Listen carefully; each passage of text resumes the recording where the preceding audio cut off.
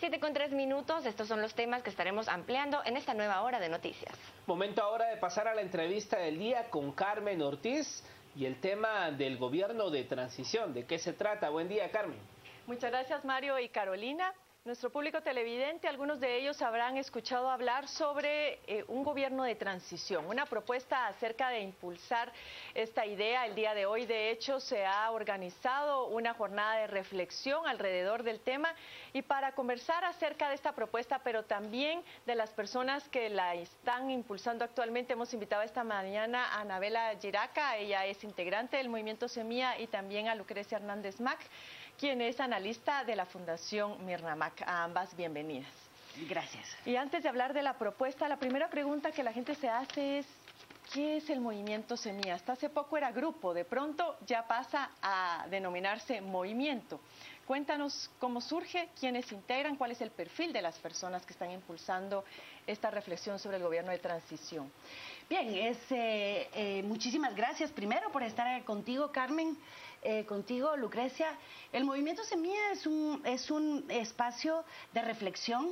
El Movimiento Semilla surge a raíz del interés de personas independientes, ciudadanas, comprometidas, para hacer primero un análisis profundo del Estado y luego proponer las reformas urgentes que como grupo nosotros hemos identificado.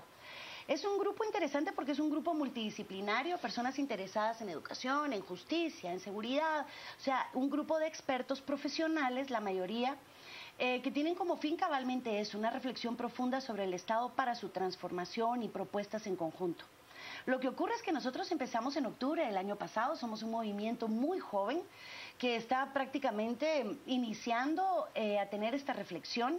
Empezamos incluso con mesas entre nosotros, trabajando sobre un análisis muy profundo del estado que teníamos, y creo que todos coincidíamos en que había que hacer medidas urgentes para una transformación de la situación que estábamos viviendo. De pronto la coyuntura con la crisis nos come y entonces nos vemos obligados a insistir cabalmente en esta transformación y bueno, proponer ideas y espacios de reflexión, que es cabalmente lo que nos une aquí hoy. ¿Cómo cuántas personas integran el movimiento y cómo se ubican ideológicamente? Bueno, nos hemos ubicado como un centro izquierda o como una izquierda democrática.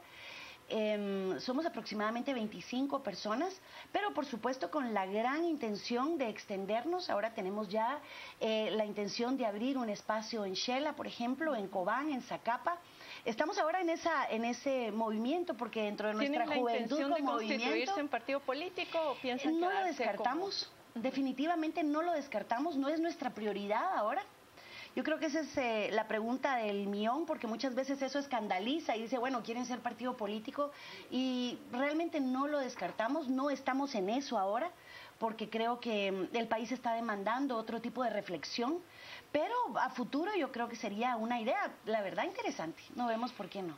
Y antes de pasar ya con la licenciada Hernández, quisiera saber brevemente, muy sucintamente, ¿en qué consiste esta propuesta para que luego podamos conversar alrededor de ella, lo del gobierno de transición?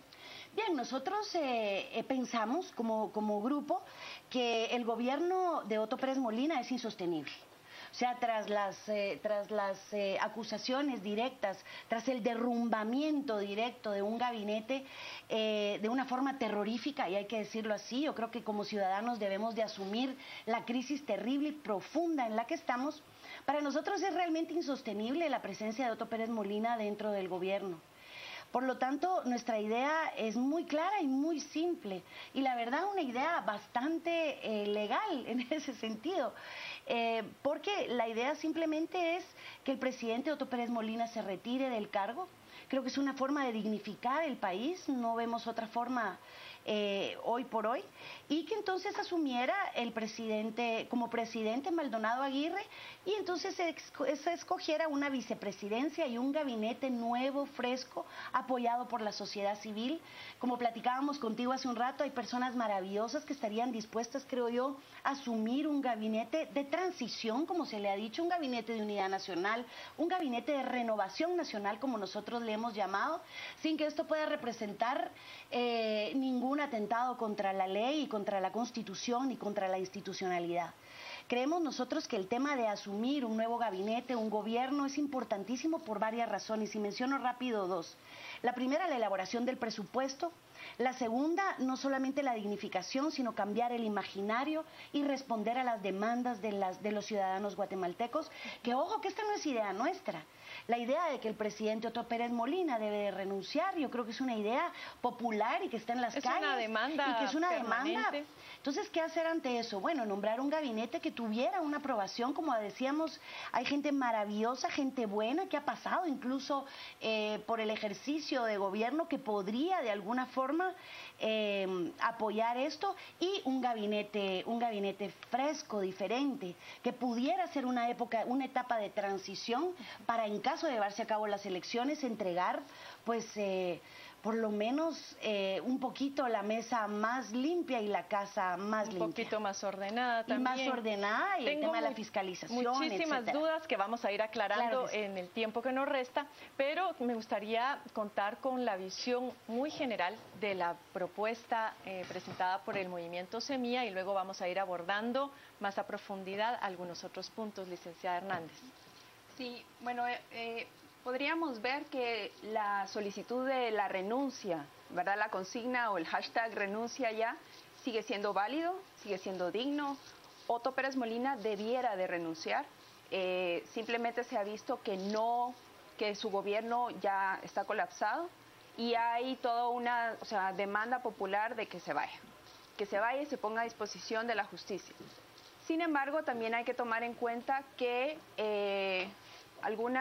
esta idea de tener un gobierno de transición, me parece, tiene algunas debilidades. En primer lugar, aun cuando Otto Pérez Molina renunciara, el gobierno de transición tendría muy poco tiempo, porque como plantea el mismo comunicado del Movimiento Semilla, la idea es que sí se entregue el gobierno el 14 a las 14.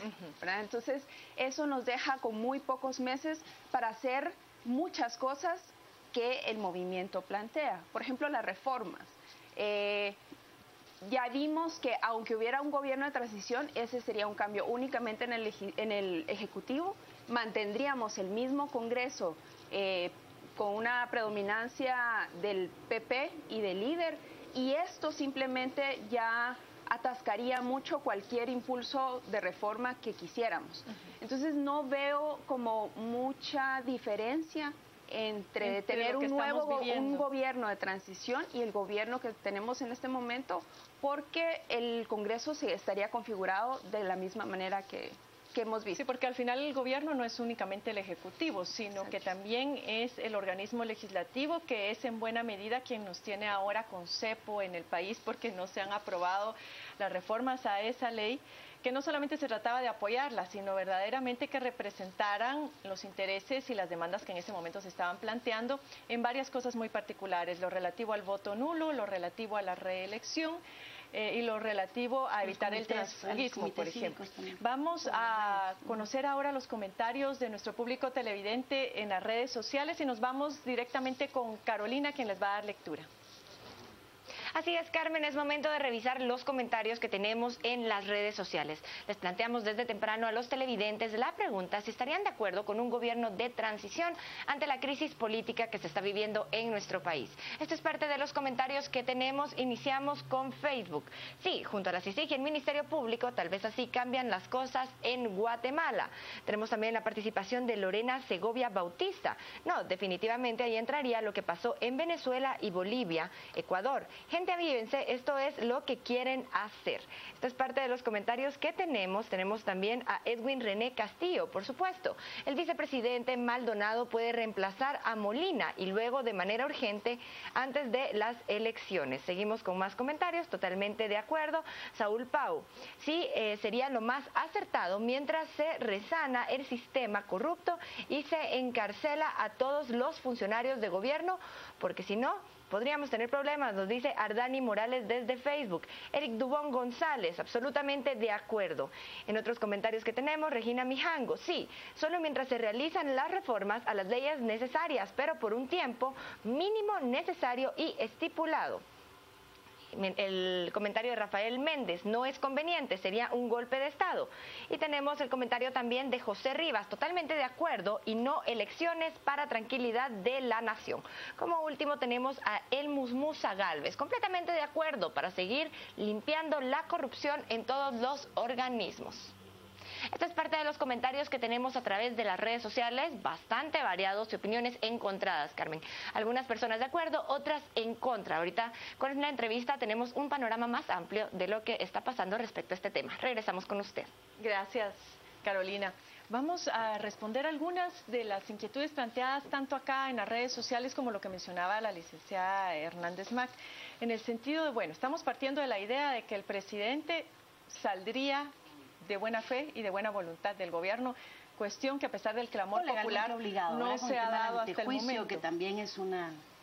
Del antejuicio, que también volvemos al tema que decía la licenciada Hernández, es decir, dependemos del Congreso de la República y se han negado a conocer este tema, entre otros, y eso, pues, como decía, nos tiene con un cepo puesto en el país. Pero algo que llamaba la atención y que se ha repetido constantemente es que esto rompe con el Estado de Derecho en el país y más bien se ve esto como una propuesta sediciosa. ¿Qué respuesta tienen ustedes para eso? Bueno, me llama la atención porque, Anabela, tú decías que era legal. ¿Por qué lo ven ustedes legal? Porque la Constitución establece que cuando el presidente sale, el vicepresidente asume.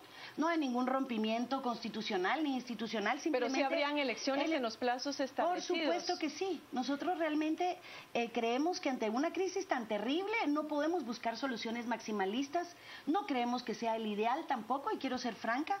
O sea, nosotros no tenemos todas las soluciones, quisiéramos hacerlo.